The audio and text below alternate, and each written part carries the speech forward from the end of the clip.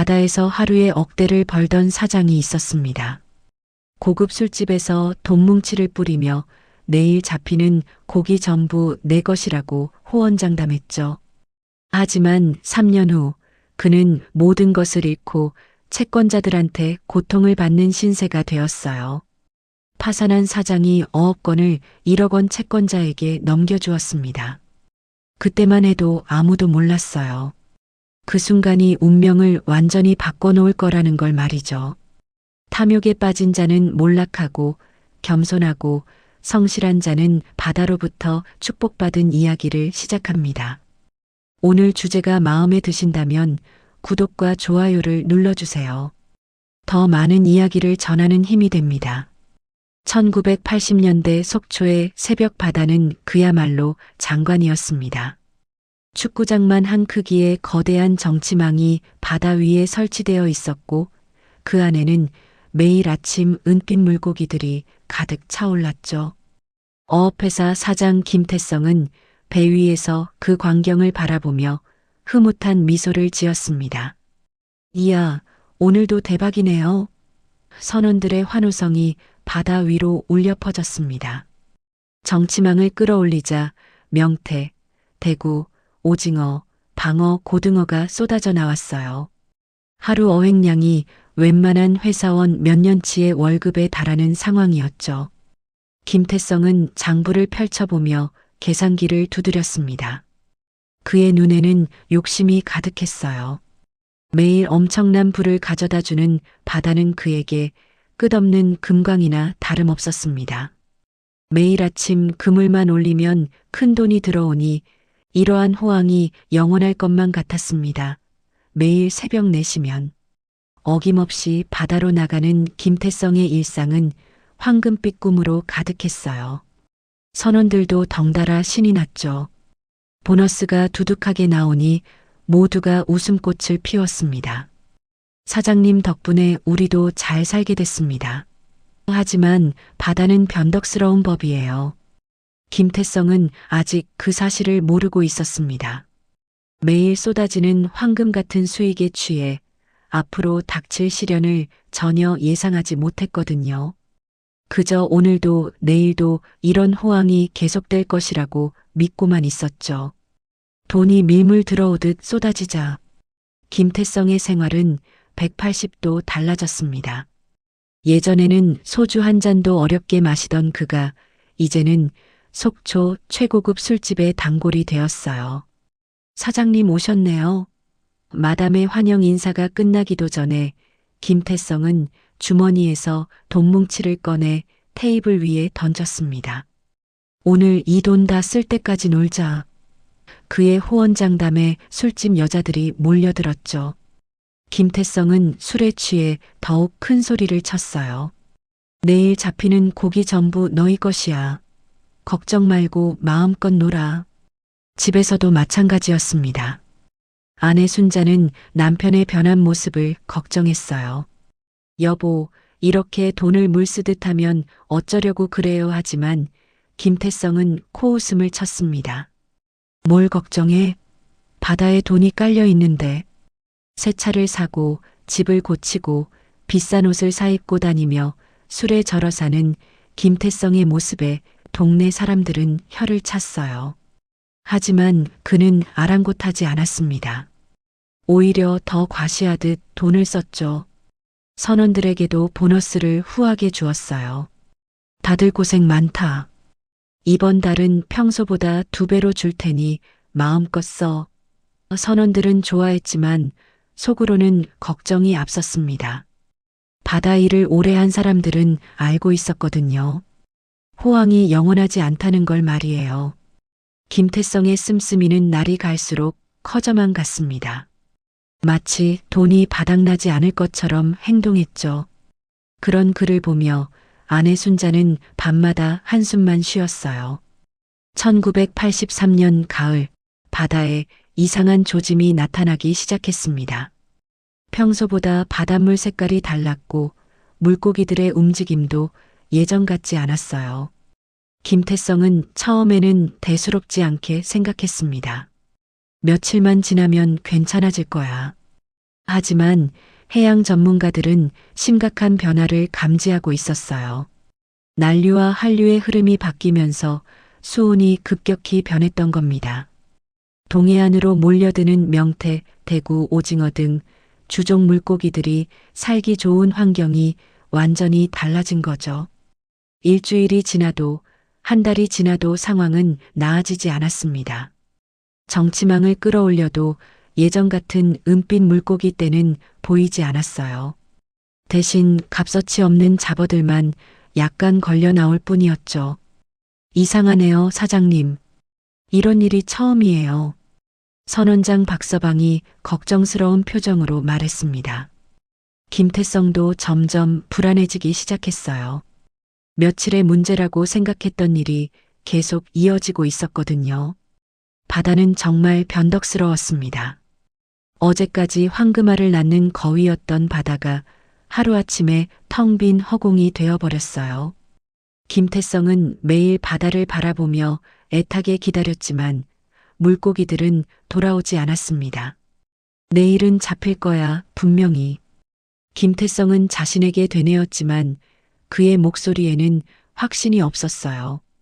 처음으로 불안이라는 감정이 그의 마음속에 자리 잡기 시작했습니다. 바다의 무서운 변덕을 온몸으로 느끼고 있었거든요. 3년이라는 세월은 김태성에게 지옥과도 같았습니다. 바다는 여전히 침묵을 지키고 있었고 회사의 재정 상황은 파탄 직전까지 몰렸어요. 현금화할 수 있는 선박들은 모두 처분해서 급한 돈을 막았습니다. 그럼에도 매일 아침 일어나면 산더미 같은 청구서들이 기다리고 있었습니다. 사장님, 이번 달 임금 언제 주실 건가요? 선원들의 목소리에는 절망이 묻어났어요. 김태성은 고개를 숙인 채 대답할 말을 찾지 못했습니다. 어떻게 말해야 할까요? 줄 돈이 없다고 솔직히 말할 수도 없고 거짓말을 할 수도 없었거든요. 은행에서는 매일같이 독촉 전화가 걸려왔습니다. 김태성 사장님, 대출 이자라도 제때 납부해 주셔야죠. 이런 식으로는 더 이상 기다릴 수 없습니다. 차갑고 무정한 목소리가 김태성의 귀를 때렸어요. 더 큰 문제는 사채였습니다. 호황기의 사업 확장을 위해 빌린 고금리 사채의 이자가 눈덩이처럼 불어나고 있었거든요.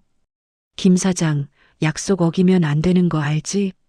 사채업자의 위협적인 말투에 김태성은 식은땀을 흘렸습니다. 아내 순자는 밤마다 울었어요. 여보, 우리 이제 어떻게 살아야 해요? 예전에 화려했던 생활은 온데간데였고 이제는 하루하루 버티는 것조차 힘들어졌습니다. 김태성은 거울 속 자신의 모습을 보며 한숨을 쉬었어요. 백발이 늘고 주름이 깊어진 자신의 얼굴이 낯설게 느껴졌습니다. 호황기에 방탕했던 모든 것들이 이제는 뼈저린 후회로 다가왔어요. 그때 조금만 더 신중했더라면, 조금만 더 절약했더라면 하는 생각이 밤마다 그를 괴롭혔습니다. 이정호는 정말 착하고 순박한 사람이었습니다. 동네에서 철물점을 운영하며 평생을 성실하게 살아온 그였어요. 김태성이 어려움에 처했을 때 자신의 전 재산 1억 원을 선뜻 빌려주었던 것입니다. 태성아, 힘들면 언제든 말해. 우리가 언제부터 남이었나? 이정호는 김태성의 부탁을 거절할 수 없었어요. 어려서부터 함께 자란 동네 아우였고 그의 어려운 처지를 외면할 수 없었거든요. 하지만 3년이 지난 지금 이정호의 사정도 녹록지 않았습니다. 철물점 매출도 줄어들고 자식들 학비도 벅찬 상황이었어요. 그래도 그는 김태성을 재촉하지 않았습니다. 오히려 자신이 먼저 말을 꺼내는 게 미안해서 속만 태웠죠. 여보, 김태성 사장을 언제까지 기다려줄 거야? 우리도 살기 힘들다고. 아내가 하루가 멀다 하고 잔소리를 했지만 이정호는 고개만 저었어요. 그 친구 사정이 얼마나 어려운지 아니까 너무 그러지 마. 조금 더 기다려보자고. 다른 채권자들은 달랐습니다. 매일같이 김태성을 찾아와 아우성을 쳤어요. 돈 언제 갚을 거야? 이렇게 버티기만 하면 되는 줄 알아? 하지만 이정우만큼은 한 번도 그런 적이 없었습니다. 김태성도 이정우의 마음을 잘 알고 있었어요. 그래서 더욱 괴로웠습니다. 다른 사람들한테는 뻔뻔하게 굴 수 있어도 이정우 앞에서는 고개를 들 수가 없었거든요. 정우 형, 미안해요. 정말 미안해요. 만날 때마다 사과의 말만 되풀이했습니다. 이정우는 그런 김태성을 보며 안타까워했어요. 이정우는 오히려 술을 사주면서 괜찮다, 괜찮아. 언젠가는 좋은 날이 올 거야 하며 위로했습니다. 하지만 속으로는 답답하기만 했습니다. 언제까지 이렇게 기다려야 할지 막막했거든요. 1986년 겨울, 김태성은 더 이상 버틸 수 없다는 절망감에 빠졌습니다. 사채업자들의 압박은 날로 심해졌고 직원들도 하나둘 떠나기 시작했어요. 회사는 이미 빈 껍데기만 남은 상태였습니다. 어느 추운 겨울날 밤 김태성은 이정우에게 전화를 걸었어요. 정우 형, 잠깐 만날 수 있을까요? 목소리에는 깊은 피로와 절망이 묻어났습니다. 이정우는 뭔가 심상치 않음을 느꼈죠. 두 사람은 항구 근처 작은 술집에서 만났습니다. 김태성은 소주잔을 기울이며 말을 꺼냈어요. 형, 정말 미안한 말이지만 이제 돈 갚을 길이 없어요. 이정우의 마음이 철렁 내려앉았습니다. 그 대신 제가 형한테 줄 수 있는 건 이것뿐이에요. 김태성은 어업권 서류를 테이블 위에 내놓았습니다. 지금은 아무 소용없어 보이지만 바다의 사정은 내일이라도 달라질 수 있으니까. 그의 손이 떨리고 있었어요. 이정우는 당황했습니다. 자신은 어업에 대해 아무것도 모르는 사람이었거든요. 태성아, 나는 바다 일은 전혀 모르는데. 하지만 김태성의 간절한 눈빛을 외면할 수 없었어요. 내가 다른 사람은 몰라도 형 돈은 꼭 갚아야 하는데 형도 알다시피 형편이 안 돼요. 그래서 내 생명과도 같은 어업권만은 형에게 주어야겠다고 생각했어요. 지금 당장은 고기가 안 잡히지만 앞날은 알 수 없는 것이니까 이것이라도 갖고 있으면 좋은 일이 있을 수도 있으니 그렇게 알고 받아주세요. 그나마 형에 대한 저의 마음입니다. 죄송합니다. 이정우는 한참을 고민했어요. 1억 원이라는 거금이 이런 식으로 사라질 수도 있다는 생각에 가슴이 답답했습니다. 그러나 어업권이라도 지금 받지 않으면 다른 채권자에게 넘어갈 수 있는 것이므로 정우가 생각해서 주는 것이므로 받아두었습니다. 결국 이정우는 서류를 받았어요. 알겠다. 내가 나를 생각해서 주는 것이니만큼 받아둘게. 그 순간 김태성의 눈에서 눈물이 흘렀습니다. 형, 정말 고맙습니다.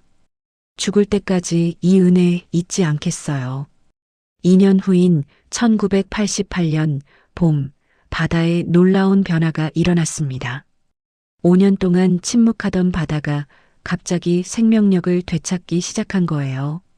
이정우는 어업권을 넘겨받았지만 어떻게 해야 할지 몰라 그냥 방치하고 있었는데 어느 날 옛 선원 한 명이 찾아왔습니다.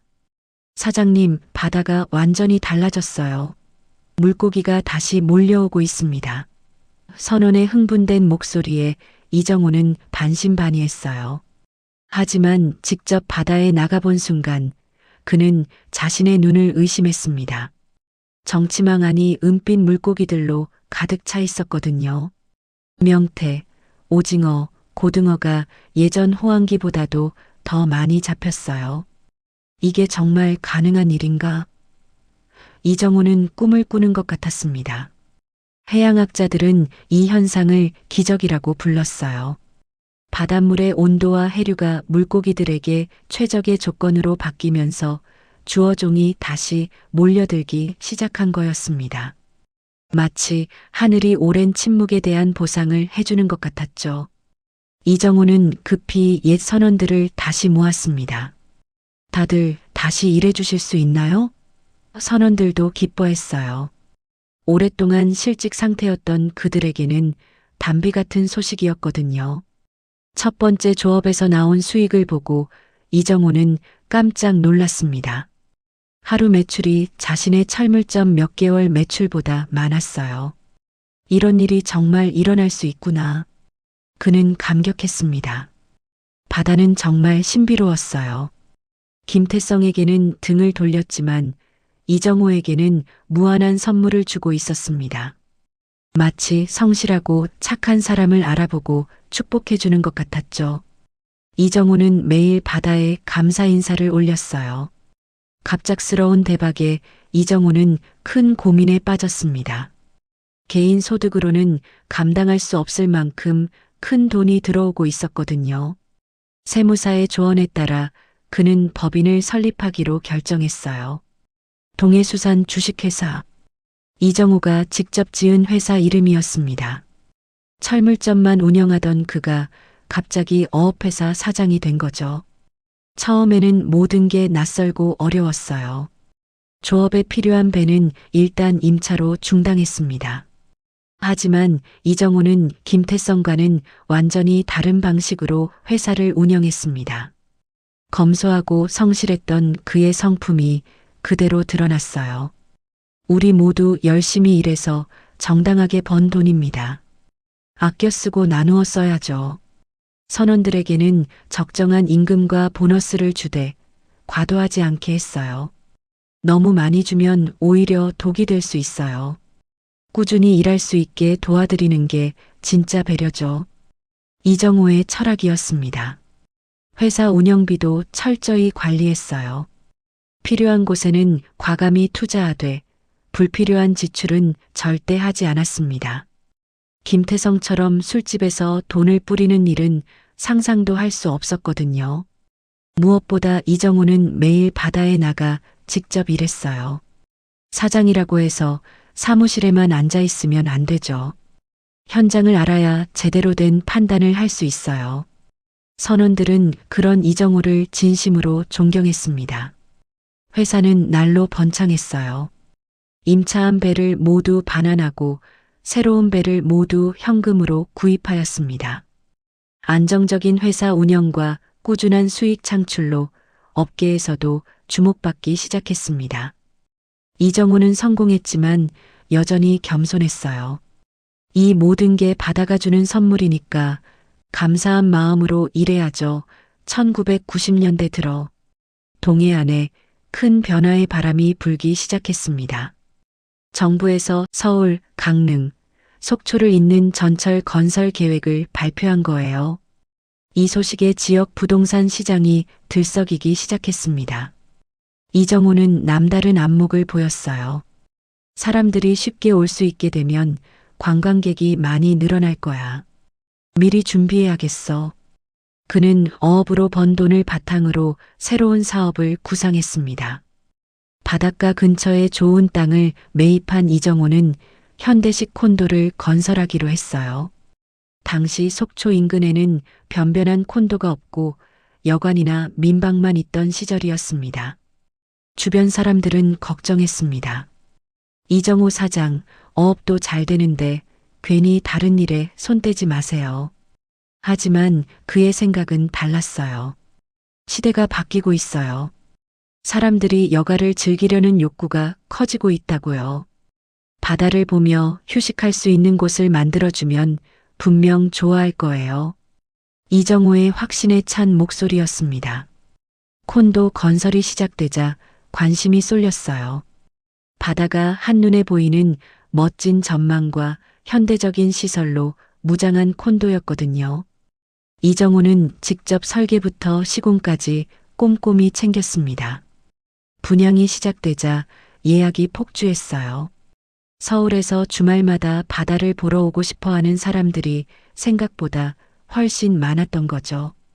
완전 대박이네요, 사장님. 직원들도 신이 났습니다. 이정호는 성공에 취하지 않았어요. 이제 시작일 뿐이야. 손님들이 정말 만족할 수 있도록 서비스를 더 좋게 만들어야 해. 두 번째 콘도는 첫 번 것보다 더 큰 수익을 보았습니다. 콘도 사업을 대성공으로 이끈 것입니다. 그의 성실함은 새로운 사업에서도 그대로 이어졌습니다. 바다가 준 기회를 놓치지 않고 확실히 잡은 거였어요. 2019년 코로나 팬데믹으로 인하여 해외여행이 어려워지자 강릉과 속초에는 세컨하우스 열풍이 불기 시작했습니다. 경제가 좋아지면서 여유 있는 사람들이 바닷가에 별장을 마련하려고 했거든요. 이정호는 이런 흐름을 재빨리 포착했어요. 지금이 기회야. 사람들이 바다 근처에 집을 갖고 싶어 한다고. 이정호는 콘도 사업으로 번 돈과 어업 수익을 합쳐서 더 큰 프로젝트를 계획했습니다. 바닷가에 대규모 아파트 단지를 건설하는 거였어요. 주변 사람들은 또다시 만류했어요. 이정호 사장, 너무 무리하는 거 아니에요? 아파트 사업은 위험해요. 하지만 이정호는 철저한 시장 조사를 바탕으로 확신을 가지고 있었습니다.